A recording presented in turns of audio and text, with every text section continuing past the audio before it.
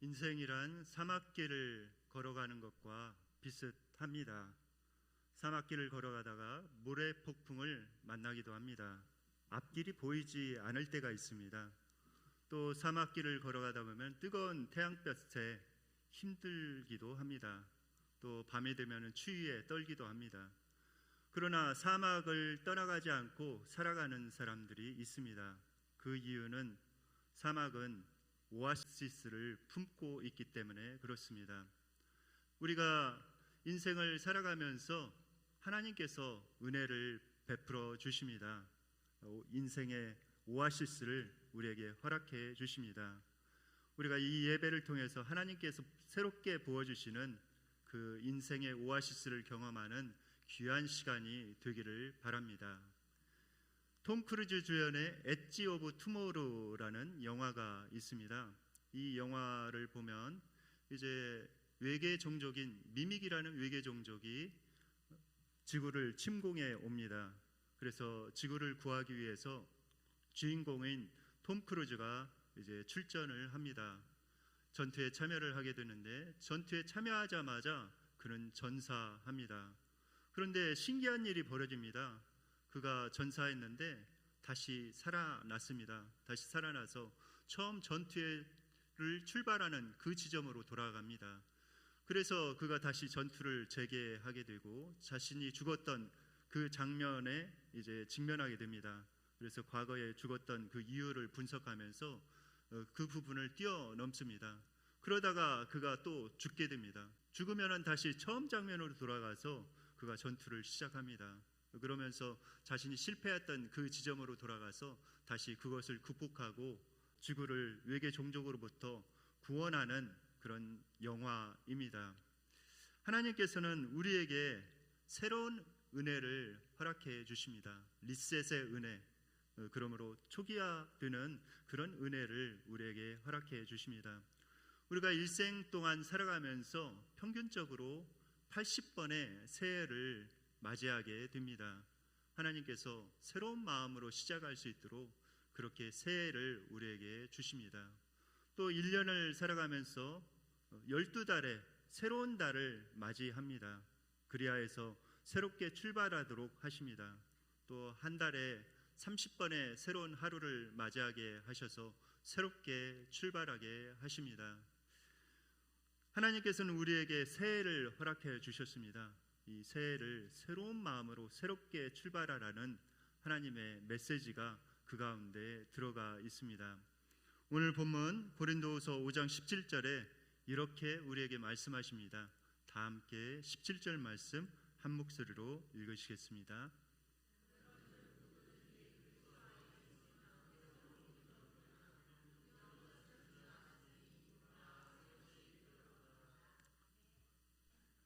누구든지 그리스도 안에 있으면 새로운 피조물이라고 선언하고 있습니다.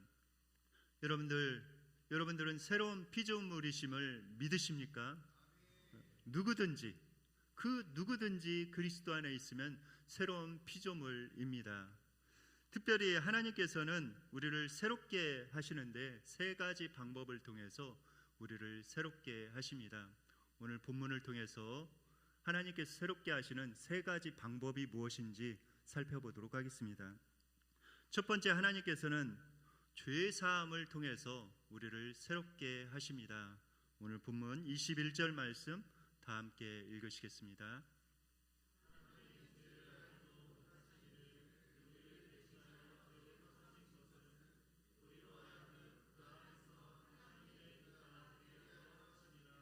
네, 여기 보면은 우리를 대신하여 예수님을 죄로 삼으셨다.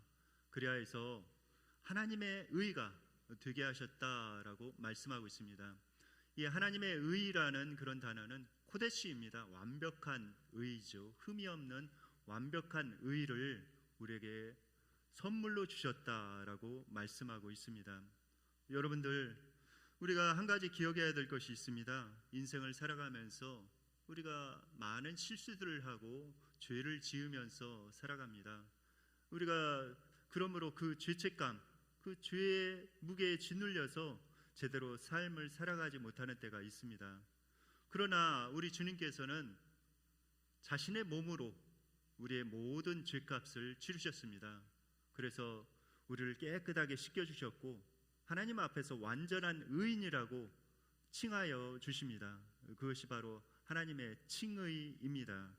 그 칭의를 우리가 그대로 받아들여야 합니다. 그래야 앞으로 전진해 나갈 수가 있습니다. 여러분들 죄와 벌이라는 그 소설책을 읽어보신 적이 있으십니까? 거기에 보면 라스콜리니코프라는 그런 주인공이 나옵니다. 이 사람은 무신론자이죠. 그 정의감이 불타오르는 그런 청년입니다. 그 청년이 이제 사회를 이렇게 관찰합니다. 그러면서 사회의 악이 무엇인지 이렇게 그 악을 제거하기 위해서 행동을 합니다. 가만히 살펴보니까 전당포에 고리 대금업자인 그 노파가 사회의 악이라고 이렇게 생각이 되었습니다. 그래서 그는 아무 죄책감이 없이 사회의 악을 제거해야 한다는 그런 일념으로 그 노파를 죽입니다. 그런데 그 노파를 죽이고 나서 그의 심경에 매우 큰 변화가 일어납니다. 죄책감이 생기기 시작한 것이죠. 그래서 그가 그 노파를 죽인 그 죄책감으로 인해서 매우 힘들어하는 상황 가운데 창녀 소냐를 만나게 됩니다. 그리고 소냐와 함께 이제 시베리아로 유영을 떠납니다. 그리고 그가 고민 끝에 예수 그리스도를 만나서 예수님을 영접하게 됩니다. 그리고 그가 새로운 마음으로 새로운 인생을 시작합니다. 여러분들, 예수님께서는 우리로 하여금 새로운 마음으로 출발할 수 있도록 그 죄값을 다 치루어 주셨습니다. 요한복음 19장 30절에 보면은 예수님께서 십자가상에서 다 이루었도다라고 선언하십니다. 이 말씀은 테텔레스타이, 곧 내가 값을 다 치루었다라는 그런 말씀입니다.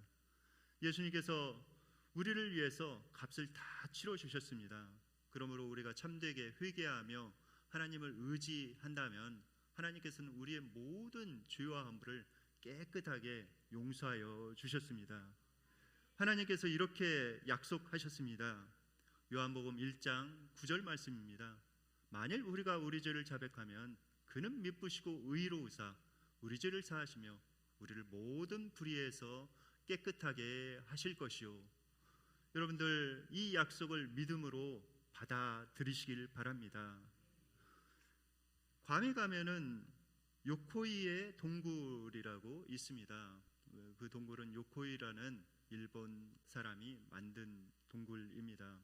이 사람은 이제 일본인 그 군인으로 상사로 제2차 세계대전에 참전하게 되었습니다.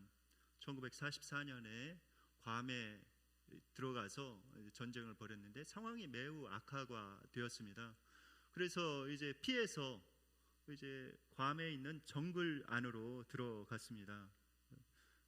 그런데 이제 1945년에 전쟁이 끝난 것이죠. 그는 전쟁이 종식되었다는 소리를 듣지 못했습니다. 그래서 이제 그곳에서 이제 굴을 파서 이렇게 살아갑니다. 요코이의 굴을 잠깐 보여주시기 바랍니다. 네, 이 요코이라는 사람이 판 굴이죠. 저기에 들어가서 이제 낮에는 저기에 들어가서 숨어 있고 밤에는 나와서 개구리와 곤충들을 잡아먹으면서 그가 살아갔습니다. 그런데 이제 등산객들이 그를 발견한 것입니다. 발견해서 전쟁이 끝났다고 얘기를 해도 그가 믿지를 않았습니다. 그래서 그 생활을 무려 28년이나 이렇게 지속한 것이죠. 그가 28년이나 되는 세월을 저 요코이의 동굴 안에 갇혀서 살아간 것입니다. 여러분들, 과거에 매여 있지 마시기 바랍니다. 과거를 하나님 앞에 다 내어 맡기고 자신의 죄를 온전히 하나님 앞에 자백하고 깨끗함을 받으시기 바랍니다. 그리고 하나님의 용서함을 그대로 받아들이시기 바랍니다. 그리고 라스콜리니코프처럼 새로운 인생을 살아가시기 바랍니다. 하나님께서는 우리의 죄를 그렇게 깨끗하게 씻어 주심으로 말미암아 우리로 하여금 새로운 출발을 하게 하십니다. 두 번째, 우리 하나님께서 우리를 새롭게 출발하게 하시는 방법은 우리의 신분을 새롭게 하심으로 새 출발하게 하십니다. 오늘 본문 17절 말씀 다 함께 읽으시겠습니다.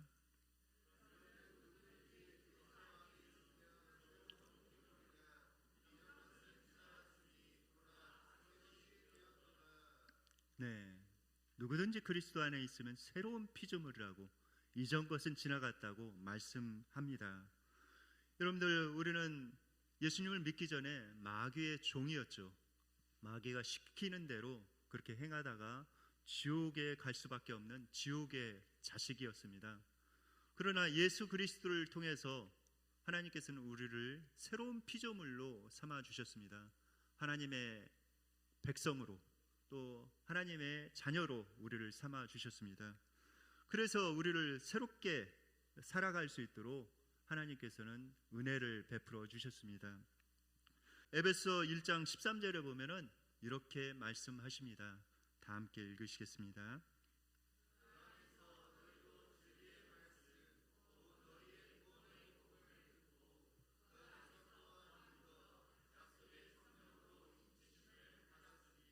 네, 하나님께서는 약속의 성령으로 우리를 인치셨다고 말씀하고 있습니다.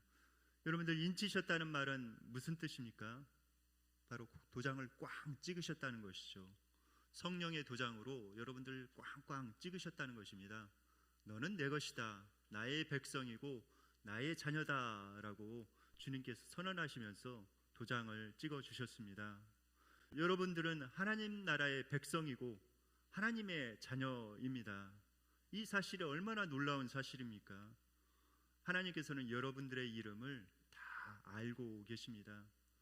제가 굉장히 좋아하는 찬양 가운데 토미 워커가 지은 나를 지으신 주님이라는 그 찬양이 있습니다. 2절에 보면은 이런 가사가 나옵니다.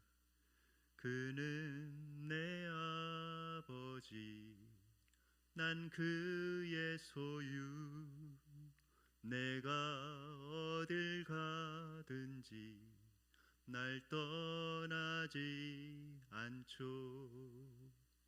내 이름 아시죠. 내 모든 생각도 아바라 부를 때 그가 들으시죠. 여러분들, 우리가 하나님을 아바 아버지라고 부릅니다. 하나님께서 우리의 부모가 되시는 것이죠. 이것은 얼마나 큰 은혜인지 모릅니다. 그 깊은 의미를 우리가 생각한다면 감격하지 않을 수가 없습니다. 여러 해 전에 일어났던 일입니다. 광주가 고향인 한 젊은 어머니가 있었습니다. 서울에서 살고 있었는데 이제 광주에 친정에 내려오려고 이제 어린 두 딸과 함께 택시를 타고 김포공항으로 이렇게 이동하고 있었습니다. 그런데 택시를 타고 88 그 올림픽대로를 이렇게 질주하고 있는데 갑자기 옆에 큰 덤프 트럭이 나타났습니다. 그런데 그 택시가 그 덤프 트럭 밑으로 쏠려 들어갔습니다. 그 덤프 트럭이 멈추지 않고 50m나 가서 이제 그 덤프 트럭이 멈추게 되었습니다. 당연히 택시 운전사는 그 자리에서 즉사하였죠. 또 그 젊은 어머니도 그 자리에서 즉사하였습니다. 그런데 신기하게도 그 어린 두 딸은 전혀 다치지 않았습니다. 왜냐하면은 그 사고가 나는 그 순간에 이 어머니가 직감한 것이죠. 이제 큰일 났다, 이 아이들을 보호해야 되겠다라고 생각하면서 본능적으로 그 아이들을 좌석 밑으로 이렇게 밀어 넣었다고 합니다. 그리고 나서 자신의 몸을 그 위에 덮어서 아이들을 보호한 것이죠. 그 어머니의 큰 희생과 사랑으로 그 아이들이 다치지 않고 살 수가 있었습니다. 여러분들, 우리가 하나님의 자녀가 되고 또 우리가 영원한 영생을 받은 그런 이유가 무엇입니까? 하나님께서 그처럼 우리를 사랑하셨기 때문에 우리가 그 은혜를 받은 것입니다. 하나님의 자녀가 되어서 하나님을 아바 아버지라고 부를 수가 있게 되었습니다. 여러분들, 이것은 참 큰 은혜지요. 우리가 하나님께서 베풀어 주신 은혜를 마음속에 잘 새겨야 합니다. 사람들은 구원받은 그 은혜, 우리가 구원받는 은혜를 프리 그레이스, 그러니까 값없는 은혜라고 이렇게 이야기를 합니다. 그런데 신학자 보네퍼가 이렇게 이야기를 했어요. 이 프리 그레이스라고 하는 것은 뭔가 잘못되었다. 그것은 어떻게 보면은 이렇게 번역이 될 수 있다. 아무 값없는 은혜라고 이렇게 번역이 될 수가 있다. 그런데 그 은혜는 그것이 아니다. 이렇게 번역이 되어야 된다라고 그는 이야기하면서 priceless grace, 그러니까 값으로 칠 수 없는 은혜라고 이렇게 번역이 돼야 된다. 그리고 costly grace, 그러니까 정말 값비싼 은혜라고 우리가 그것을 이야기해야 된다 말씀하셨습니다. 그렇죠. 우리의 입장에서는 값없이 받은 것입니다. 그런데 하나님께서는 어떻습니까? 하나님의 입장에서 보면은 아주 값비싼 값을 치르셨습니다. 아들의 생명을 내놓아서 우리를 구원해 주신 것입니다. 그러므로 우리가 그 큰 은혜를 기억해야 합니다. 우리가 구원받은 것이 값없는 은혜가 아니라 아주 값비싼 은혜를 받은 것이다 라는 사실을 기억해야 합니다. 하나님께서 우리의 신분을 새롭게 해주신 그 놀라운 은혜를 기억할 때 우리가 또 힘을 받고 새롭게 출발할 수가 있습니다. 또 하나님께서는 우리에게 새로운 사명을 부여하심으로 새 출발하게 하십니다. 오늘 본문 고린도후서 5장 18절 19절 말씀 다 함께 읽으시겠습니다.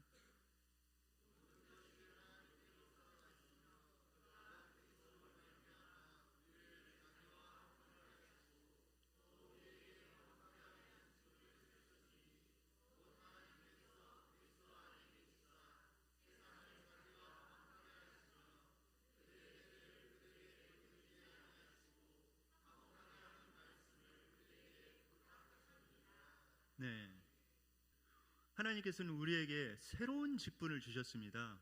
그 직분을 통해서 우리를 새롭게 하십니다. 그 직분은 무엇입니까? 바로 화목하게 하는 직분입니다. 하나님과 사람 사이를, 또 사람과 사람 사이를 화목해 하는 그런 직분을 우리에게 주셨습니다. 여러분들, 이 사명을 마음속에 간직할 때 우리는 새로운 삶을 살아갈 수가 있습니다.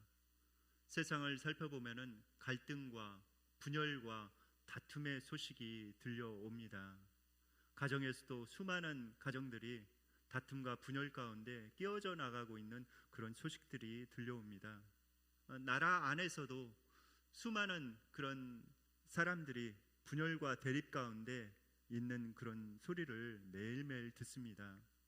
이런 세상 가운데 하나님께서는 우리를 부르셨습니다. 화목해 하는 그런 직분을 주셔서 살아갈 수 있도록 우리에게 명령하셨습니다. 여러분들, 예수님을 믿는 사람들은 그러므로 그 화목하게 하는 그런 직분을 잘 수행해 나가야 합니다. 여러분들, 믿음이 좋다고 할 때 어떤 사람이 믿음이 좋은 것입니까? 우리는 믿음이 좋다 하면은 많이 기도하는 사람, 물론 기도하는 거 굉장히 중요합니다. 또 성경을 많이 읽는 사람, 헌금을 많이 하는 사람, 봉사하는 사람을 떠올립니다. 그러나 본질적인 의미에 있어서 믿음이 좋다는 의미는 무엇인지 우리가 생각해 봐야 합니다. 그것은 관계의 문제입니다. 하나님과의 관계가 좋고 다른 사람과 관계가 좋다는 그런 이야기입니다.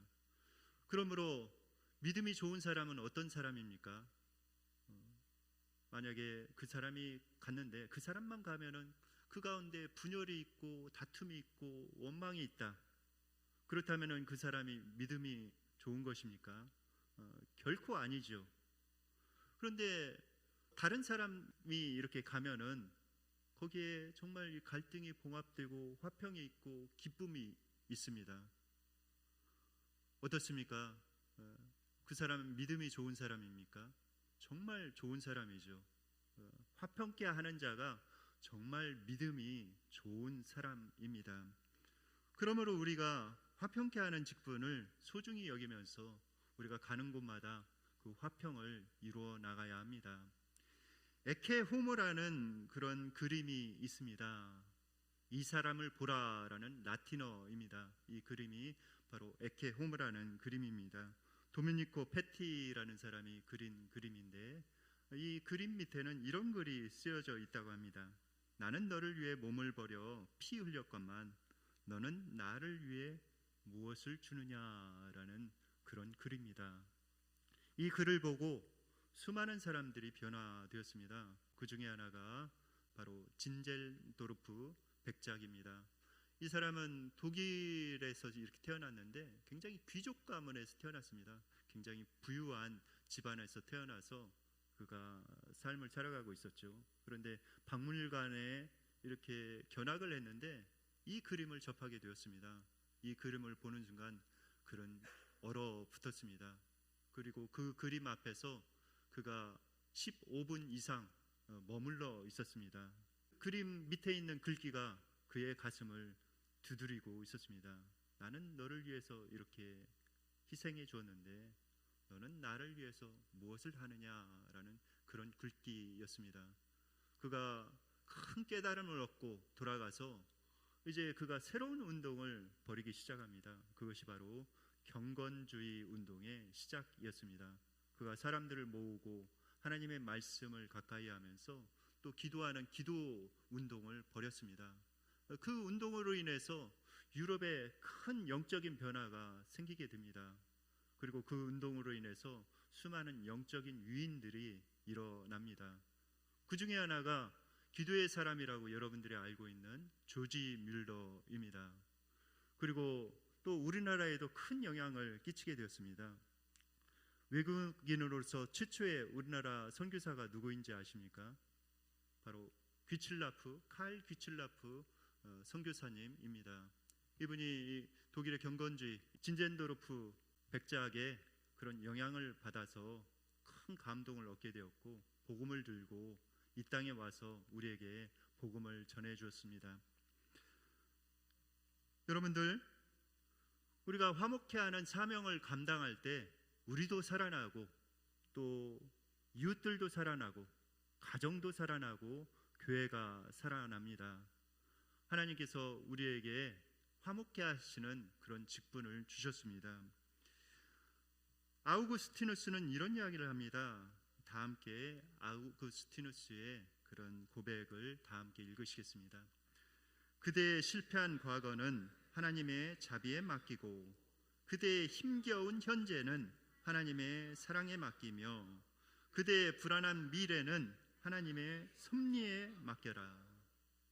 여러분들의 실패한 과거는 하나님의 자비에 맡기십시오. 그리고 여러분들의 힘겨운 현재의 삶은 하나님의 사랑에 맡기십시오. 그리고 미래가 불안전해서 떨고 계십니까? 하나님의 섭리에 맡기시기 바랍니다. 그리고 여러분들에게 주어진 이 2026년을 힘있게 살아가시기 바랍니다. 하나님께서는 우리의 죄를 용서하심으로 새롭게 하셨습니다. 그리고 우리의 신분을 하나님의 자녀로 변화시켜 주심으로 새롭게 하셨습니다. 그리고 하나님께서 화목케 하시는 직분을 우리에게 주심으로 새롭게 하셨습니다. 이 하나님의 크신 은혜를 가슴에 간직하며 힘있게 2026년을 살아가는 우리 모두가 되기를 예수님의 이름으로 축원드립니다.